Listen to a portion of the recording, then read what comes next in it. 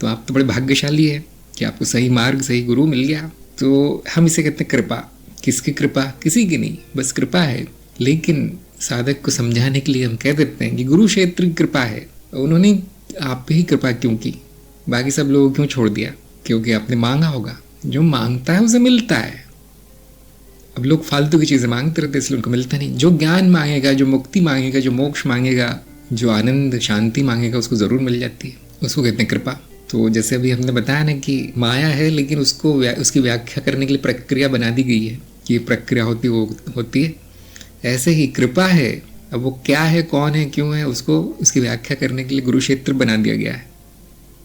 तो जो व्यक्ति कई सालों से, कई जन्मों से ढूंढ रहा है, उसे वो मिल जाए तो मोह की तरह लगता है, वो प्रेम की तरह लगता है। क्योंकि जिसकी बहुत ज़रूरत है अब तो उसके पीछे पड़ जाएगा व्यक्ति, आसक्त हो जाएगा। प्यासे को पानी दे दो तो छोड़ेगा नहीं पानी को। इसी प्रकार साधक की स्थिति है। तो इसका फ़ायदा उठाना चाहिए। आप पे कृपा हुई है, अब उस कृपा की बारिश में नहा लेना है, छाता नहीं लगाना है। सारी निचली परतें सही कार्य करने लगती है जब दोष रहित, तो बुद्धि को मौका मिलता है कि अब ज्ञान वगैरह उसको हो सकता है। तो हम ऐसा मानते हैं कि जो ज्ञान मार्ग पे आ गया उसकी बाकी परतें 100% नहीं तो कम से कम 70-80% सही चल रही होंगी। 100% सही मिलना तो बड़ा विलक्षण होगा। तो हाँ, अगर ऐसा नहीं है तो फिर उनको बाकी मार्गों में भेज दिया जाता है, जहाँ पर वो परतें सीधी चलने लगती है फिर कई वर्षों की साधना के बाद, कई जन्मों की साधना के बाद। तो बाकी मार्गों का भी काम है, ऐसा नहीं कि बेकार है। लेकिन यदि उसमें कुछ कृपा हो गई उस व्यक्ति पर, मनुष्य पर, और उसको पहले ज्ञान हो गया, तो बाकी सारा अपने आप होने लगता है। बाकी सारे मार्गों पर वो अपने आप चलने लगता है। और अब उसको वो मार्ग नहीं कहेगा, क्योंकि वो जाएगा कहाँ, वो तो पहुँच चुका है जहाँ पहुँचना था। जब आप ज्ञान मार्ग में आ गए तो अंतिम पड़ाव पे पहुँच गए, जो कि आपके घर ही है। ज्ञान मार्ग तो घर ही लाता है। तो अब कोई मार्ग नहीं बचा, बस वो जो अशुद्धियाँ आ गई अब धीरे धीरे एक एक करके जाने लगती हैं। जैसे कि मैंने कहा, कुछ लोगों में जल्दी होगा, कुछ लोगों में धीरे होगा, लेकिन हमें कोई चिंता नहीं होती उसकी।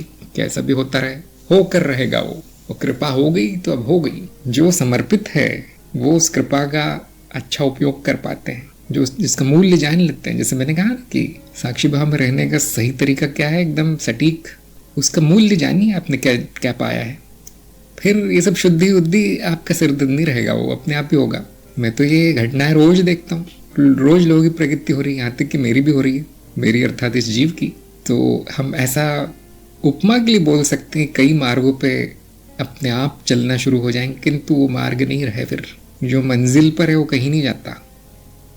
आम साधक के लिए छाता अर्थात विघन है ना, उसने जो अपने ही मार्ग में विघन खड़े कर रखे हैं कि मैं इस गुरु से नहीं लूँगा, उसकी शक्ल अच्छी नहीं है, उस गुरु से लूँगा, उसकी अच्छी है, ये ठीक बोलता, वो ठीक नहीं बोलता, पूर्वाग्रह मान्यताएं, हाँ, और भी बहुत सी चीज़ें कि मांगा तो था उसने लेकिन लेना भी नहीं चाहता अब। इसलिए हम कहते हैं कि तुम बोल रहे थे कि सूखा पड़ा है, अकाल है, बारिश बुला रहे थे, बारिश आ गई तो छाता लगा के बैठ गए।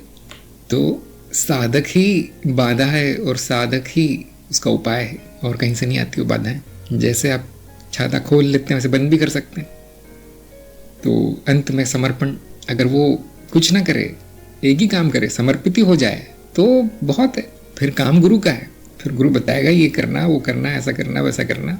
मान लेना है चुपचाप कि मैंने ही तो कहा था मुझे प्रकृति करनी है, मैंने ही तो कहा था मुझे गुरु चाहिए, अब सब मिल गया है तो मैं भाग क्यों रहा हूँ इनसे, मानता क्यों नहीं हूँ बात।